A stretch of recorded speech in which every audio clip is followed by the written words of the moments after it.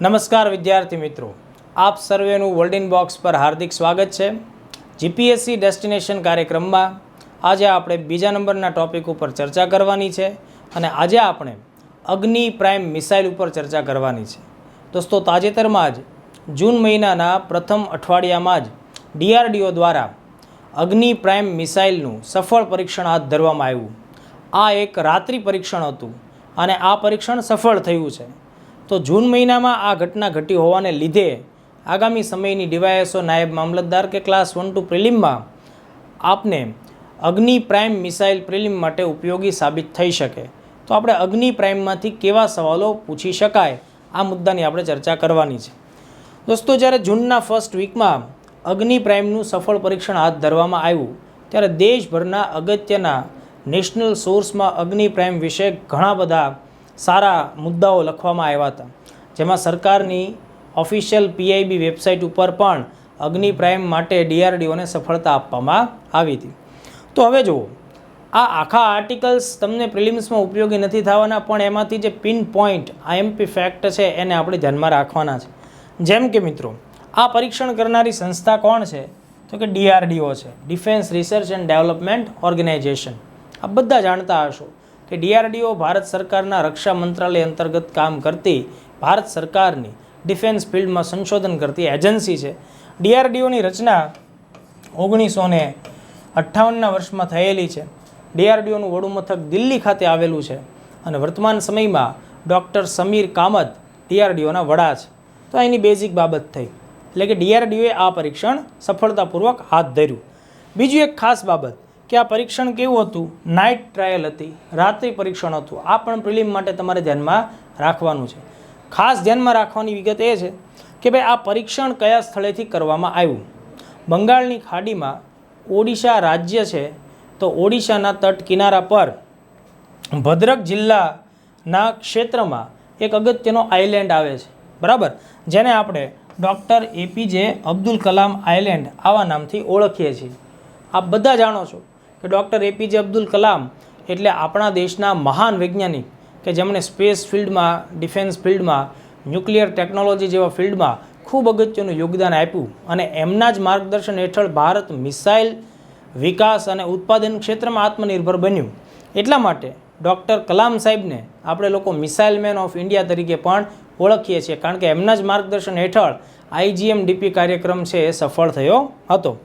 હવે જુઓ દોસ્તો, ડૉક્ટર એપીજે અબ્દુલ કલામનું એટલું વિશેષ યોગદાન રહેલું છે, એટલા માટે આપણે આ આઇલેન્ડ કે જ્યાં મિસાઇલના ટેસ્ટ થાય છે એને આપણે ડૉક્ટર કલામ આઇલેન્ડ અથવા તો એપીજે અબ્દુલ કલામ આઇલેન્ડ તરીકે ઓળખીએ।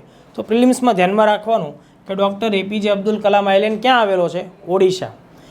હવે આ કલામ આઇલેન્ડનું જૂનું નામ છે એ વ્હીલર આઇલેન્ડ હતું, એ પણ તમારે ધ્યાનમાં રાખવાનું। અને 2015માં એ વ્હીલર આઇલેન્ડ છે એનું નામ બદલી અને અત્યારનું આ નામ આપવામાં આવેલું છે। તો આટલી વિગતો પ્રિલિમ્સ માટે ખાસ ધ્યાનમાં રાખવી જોઈએ। હવે જુઓ, અગ્નિ પ્રાઇમ કે જેનું સફળ પરીક્ષણ થયું, તો આ શું છે? તો કે ભાઈ આ અગ્નિ શ્રેણીની એક બેલેસ્ટિક મિસાઇલ છે। દોસ્તો, જ્યારે તમારે ખૂબ દૂરના ક્ષેત્ર ઉપર પ્રહાર કરવો છે, દુશ્મનોના ક્ષેત્રમાં ખૂબ સુદૂર અંતર ઉપર એટેક કરવો છે, તો એ સમયે બેલેસ્ટિક મિસાઇલનો આપણે ઉપયોગ કરતા હોઈએ। તો સામાન્ય રીતે બેલેસ્ટિક મિસાઇલ છે એ જમીન ઉપર કોઈ એક સ્થળથી અન્ય સ્થળ ઉપર જવા માટે પર્વલય આકારનો ટ્રેજેક્ટરી પાથ પસંદ કરતી હોય, એટલે કે પેરાબોલિક વેમાં આગળ વધતી હોય। અને આ પેરાબોલિક વેમાં આગળ વધતી વખતે એ ઘણી બધી વખત વાતાવરણના ઉપરના આવરણોને પાર કરી અને આગળ વધતી હોય। એટલે સામાન્ય રીતે અહીંયા તમારે એક વસ્તુ યાદ રાખવાની છે કે બેલેસ્ટિક મિસાઇલ છે એ વાતાવરણની અંદર, મતલબ વાતાવરણને ક્રોસ પણ કરી શકે, વાતાવરણમાં રીએન્ટર પણ થઈ શકે। એટલે બેલેસ્ટિક મિસાઇલ છે મિત્રો, ખાસ ધ્યાન રાખજો, એ એક પ્રકારે રોકેટ એન્જિનનો ઉપયોગ પણ કરતી હોય છે, રોકેટ એન્જિનનો ઉપયોગ પણ કરતી હોય છે। આ બાબત તમારે ખાસ ધ્યાનમાં રાખવાની। તો અગ્નિ પ્રાઇમ એક બેલેસ્ટિક મિસાઇલ છે। ખાસ ધ્યાનમાં રાખવાનું, આ અગ્નિ પ્રાઇમનો ઉપયોગ કરી અને કેટલા અંતર સુધી આપણે એટેક કરી શકીએ, જેને સામાન્ય ભાષામાં મિસાઇલની પ્રહાર ક્ષમતા, સ્ટ્રાઇક રેન્જ કહેતા હોય। દરેક વ્યક્તિ ખાસ ધ્યાનમાં રાખવું જોઈએ એ છે 1000થી લઈ 2000 કિલોમીટર સુધીના અંતર માટે પ્રહાર કરવો હોય તો અગ્નિ પ્રાઇમ મિસાઇલનો ઉપયોગ કરી શકાય। બીજી એક બાબત ધ્યાનમાં રાખજો દોસ્તો, નવીન પેઢીની આ અગ્નિ મિસાઇલ ન્યુક્લિયર વોરહેડથી એટેક કરવા માટે કેપેબલ છે, એટલે કે પરમાણુ આયુધથી હુમલો કરવા માટે સક્ષમ છે. તો આ પણ વિધાન તમારે પ્રિલિમ્સ માટે ખાસ ધ્યાનમાં રાખવાનું છે.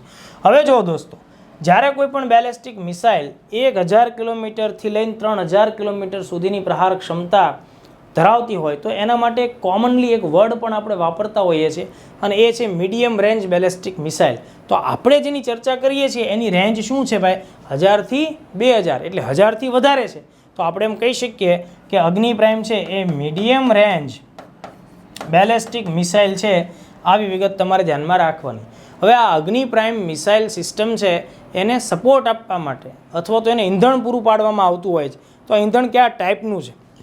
અહીંયા ખાસ ધ્યાન રાખો કે અગ્નિ પ્રાઇમ સોલિડ પ્રોપેલન્ટ ઉપર કામ કરે છે, ઘન બળતણ ઉપર કામ કરે છે, અને ઈંધણ દહનના અહીંયા 2 અલગ અલગ તબક્કાઓ એટલે કે સ્ટેજીસ આપણને જોવા મળે છે. તો ખાસ ધ્યાનમાં રાખો, આ ટાઈપના પ્રશ્નો ખાસ વિધાનવાળા ક્વેશ્ચનમાં પૂછાય.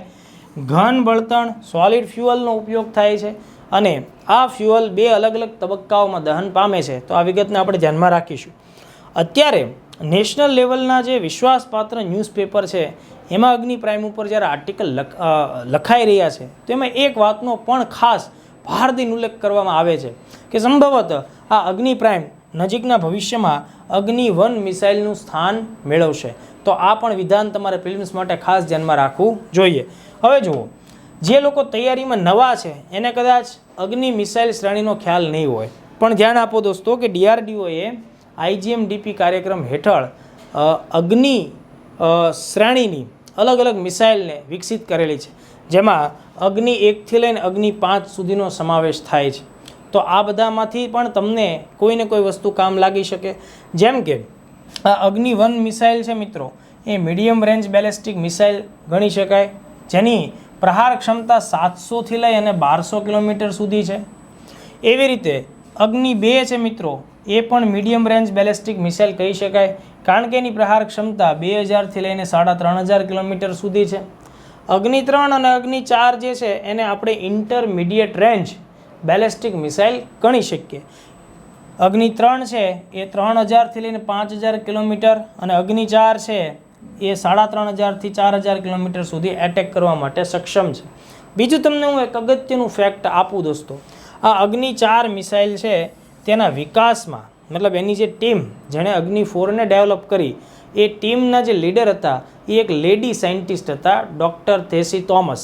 બરાબર, તો ડૉક્ટર ટેસી થોમસ છે એનું નામ તમારે યાદ રાખવાનું, જેને મિસાઇલ વુમન તરીકે પણ આપણે ઓળખીએ છીએ. ડૉક્ટર ટેસી થોમસ ભારતના મિસાઇલ વૈજ્ઞાનિક છે, જેને આપણે મિસાઇલ વુમન ઓફ ઇન્ડિયા તરીકે ઓળખીએ છીએ. બીજી અગ્નિ 5 મિસાઇલ છે, જેને આપણે ઇન્ટરકોન્ટિનેન્ટલ બેલેસ્ટિક મિસાઇલ તરીકેનો દરજ્જો આપીએ છીએ. આ વર્તમાન સમયમાં અગ્નિ 5 ભારતની સૌથી દૂરના ક્ષેત્ર સુધી પ્રહાર કરનારી મિસાઇલનો દરજ્જો ધરાવે છે, એટલે કે એ 5800 કિલોમીટરથી પણ વધુ અંતરે પ્રહાર કરવા માટે સક્ષમ છે. બીજી એક બાબત તમારે ઓબ્ઝર્વ કરવાની છે, એ ખાસ જોજો મિત્રો, અગ્નિ શ્રેણીની તમામ મિસાઇલ છે એમાં બળતણ છે એ સોલિડ સ્વરૂપમાં વાપરવામાં આવ્યું છે. અગ્નિ શ્રેણીની તમામ મિસાઇલમાં બળતણ ઈંધણ સોલિડ સ્વરૂપનું વાપરવામાં આવેલું છે, ઇન્ક્લુડિંગ અગ્નિ પ્રાઇમ, જેની ઉપર આપણે હમણાં ચર્ચા કરી. બધા ઘન બળતણનો ઉપયોગ કરે છે. માત્ર અગ્નિ 1ને તમે બાદ કરો, કારણ કે એ એક જ તબક્કામાં ઈંધણ દહનનો તબક્કો ધરાવે છે. બાકી તમે જોઈ શકો છો અગ્નિ 2, અગ્નિ 3, અગ્નિ 4 આ બધામાં આપણને ડબલ સ્ટેજીસ મળે છે, ઇન્ક્લુડિંગ અગ્નિ પ્રાઇમ, એમાં પણ આપણને ડબલ સ્ટેજીસ મળે છે.